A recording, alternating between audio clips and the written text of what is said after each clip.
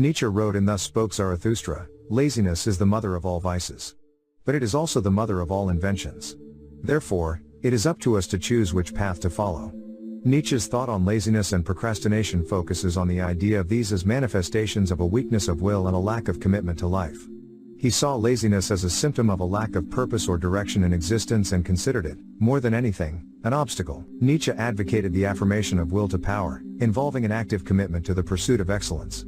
He believed that the truly powerful and accomplished man is one who strives to overcome his limitations and reach his full potential rather than giving in to complacency and inactivity. Nietzsche also saw procrastination as a way to evade responsibilities and postpone achieving important goals. He advocated a life of action and personal improvement, seeing laziness and procrastination as obstacles to achieving greatness. Nietzsche wrote about procrastination in his work Thus Spoke Zarathustra, specifically in the chapter entitled Idle Walking.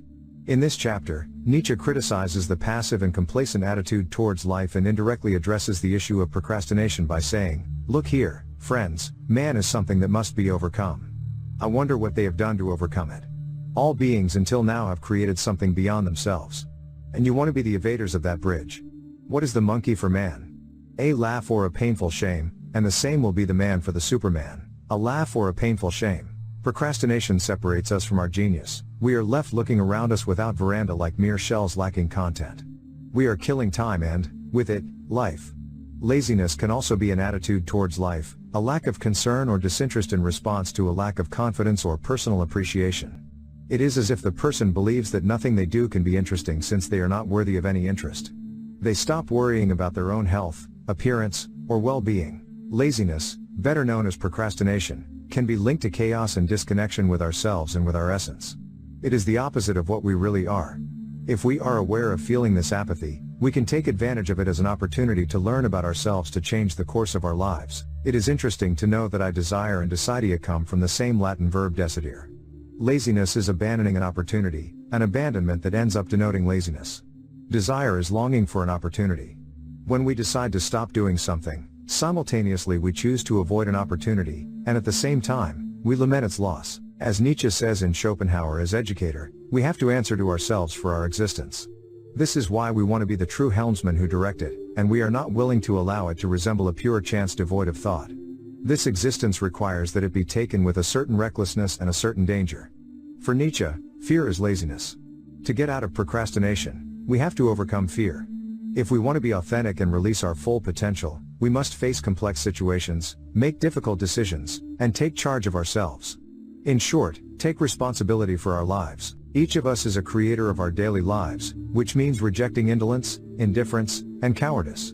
Nietzsche wrote again and again, "One clings to the things one has become fond of and thinks it is about fidelity, but it is just laziness." When we procrastinate, we are immersed in future thinking and unable to do the work we had planned to do in the present moment. The consequences of this behavior are often detrimental. For example, if we refrain from carrying out necessary tasks, this will negatively influence future results and the acquisition of resources. More ironic is that the act of repeated procrastination probably costs us more energy than performing the task itself. Procrastinating means that we delay or postpone things. Sometimes this is unavoidable because something more important happens or external circumstances seriously hinder our ability to act. When this happens, we either choose to procrastinate for a very good reason, which is often moral or ethical, or circumstances simply make it impossible for us to carry out our tasks. However, the majority of procrastination is done without legitimate reasons or, more specifically, trivial reasons that we have rationally transformed into legitimate reasons. An example of this is when we tell ourselves that we deserve a break or respite, during which we choose to be on social networks, sleep, or engage in other more entertaining things than doing our homework. Obviously, we all need breaks sometimes, but when we set out to work according to an established schedule, this so-called rest is probably just an excuse not to do the task. Given all of the above, the following question arises: why do we procrastinate? And where does the aversion to performing a task come from? Whether it is writing a script, editing a video, going for a run, or exercising, tasks generally require effort. The main reason is that we associate tasks with effort, the need for energy, focus, and dedication, and link these factors with boredom and pain. Therefore, we see these tasks as unpleasant and prefer to spend our time seeking immediate gratification, which is much easier to achieve. So, we trade off the act of performing tasks for short-term pleasure, which leads to short-term gratification at the expense of achieving long-term goals. The problem with short-term gratification is that shortly after the high, we experience the inevitable crash. Many people live a life that is essentially a succession of short-term pleasures and never get anywhere in the long term because they are not willing to sacrifice their time and energy without getting instant gratification in return. When people begin to realize that they cannot accomplish anything due to repeated procrastination, they begin to wonder how they can break the cycle. To break the cycle, it is important to know the root of procrastination. The starting point of procrastination is that we fear performing a certain task. This fear comes from an association with boredom and pain. But the question is, why are certain tasks considered painful? There is much more to this than simply the prospect of wasting energy. Normally, anxiety and lack of self-confidence are the main symptoms that drive procrastination. When we are anxious, we can idealize a challenging task, making it much more difficult in our minds than it really is. The prospect of performing a nearly impossible task provokes anxiety, and this anxiety can numb us to the point that we do not act at all. This anxiety often goes hand in hand with a lack of confidence, which means that we do not believe that we are up to the task, and therefore we avoid it. In both cases, the root of procrastination lies in our thinking about the task, not in the task itself. Ancient philosophers constantly worried about procrastination. Roman emperor and Stoic philosopher Marcus Aurelius wrote in his Meditations that working is part of human nature. He argued that when we indulge in lazy behaviors, we do not love ourselves enough. Philosopher Seneca argued that procrastination is the biggest waste of life. In a nutshell, by procrastinating, we give up our control since, inevitably, the present is where the future is built. If we do not act now and do what we can, we succumb to a future that is completely out of our control. The first step to overcoming procrastination is to simply start. When we start, we find that our worries and mental blocks disappear one by one, and before we know it, time flies and things get done. However, the problem with procrastination is that we never really start. When a task seems so big that it is almost impossible to finish, we will never be able to confidently begin this task. And when we think we have all the time in the world, there is not much incentive to start right now. We must first deal with the mental blocks to make a good start. First, it is recommended to perform a Stoic exercise that reminds us of the impermanence of life, called memento mori. If we realize that our lives are passing and that we cannot do anything when our end comes, we will likely be more serious about finishing our tasks. However, realizing the impermanence and importance of a specific task can also paralyze us further if we consider our task too challenging and almost impossible to do. If the prospect of a task is too overwhelming, we might subdivide the task into microtasks and plan to accomplish just one microtask at a time. Even if we finish only 1% of a task, we have achieved more than when we procrastinate. By planning and compartmentalizing large tasks into small, digestible pieces, we can protect ourselves from the misery called procrastination. Step by step, and without worrying about the results or being crushed by the unbearable weight of an impossible task, I remember the case of a cousin who, by the way, is very intelligent, whom I will call Fernando.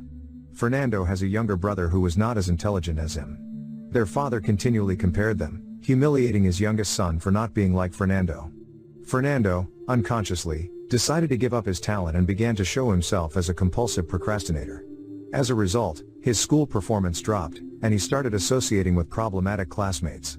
He sacrificed his potential so his brother wouldn't receive ridicule and affronts from their father. At age 27, he decided to go to therapy and discovered that his problem was that his life had no meaning.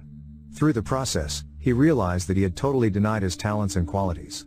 He became aware of his true value and lost the fear of being himself. He stopped feeling ashamed of his greatness.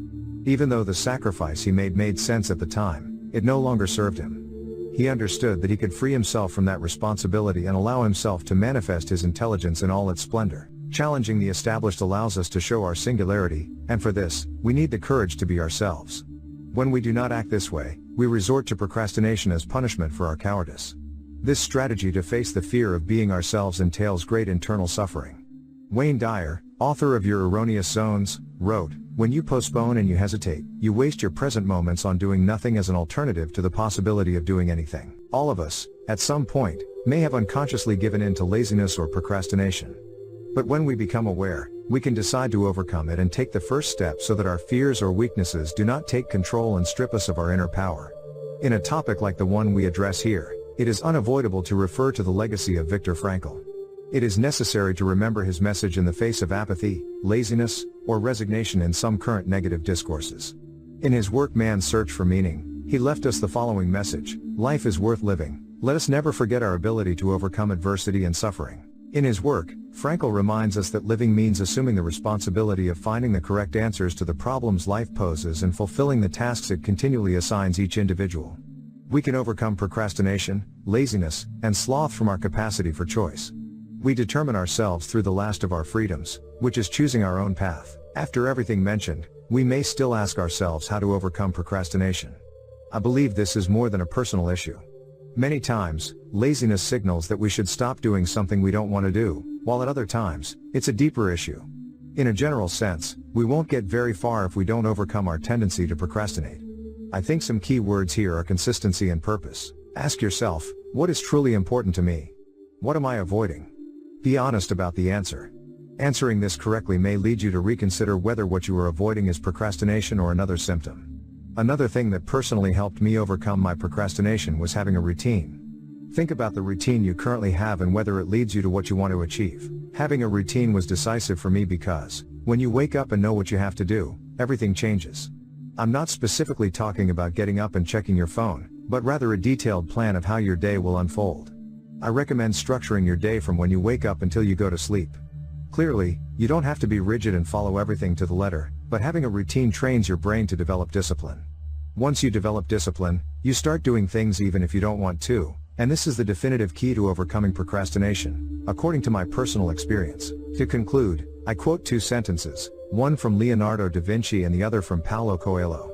Leonardo da Vinci, one of the most influential geniuses of the Italian Renaissance, who excelled as a painter, sculptor, architect, engineer, scientist, inventor, and anatomist, wrote, "As iron rusts due to lack of use, and stagnant water becomes putrid, inactivity also destroys the intellect." Lastly, Paulo Coelho, a renowned Brazilian writer and novelist, born on August 24, 1947, in Rio de Janeiro, Brazil, said the following: "One day you will wake up and you will no longer have time to do the things you always wanted to do."